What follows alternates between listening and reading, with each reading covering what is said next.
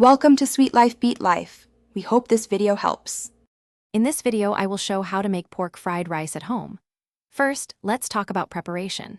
The secret to perfect fried rice is using cold, day-old rice. This prevents it from becoming mushy. Make sure all your ingredients are prepped and ready to go before you even turn on the stove. Dice your pork into small, bite-sized pieces, about 1/2 inch cubes, ensuring it cooks quickly and evenly. This mise-en place is crucial for a smooth cooking process. Now, let's get cooking.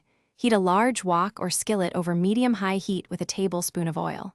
Add your diced pork and cook it until it's beautifully golden brown and crispy, which usually takes about 5 to 7 minutes.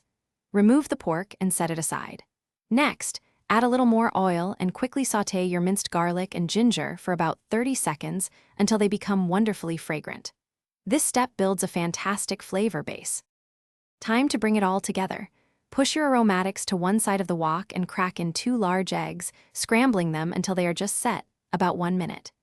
Immediately add your cold, day-old rice, breaking up any clumps with your spatula.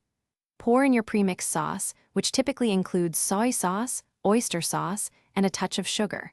Toss everything vigorously to ensure the rice is evenly coated and heated through.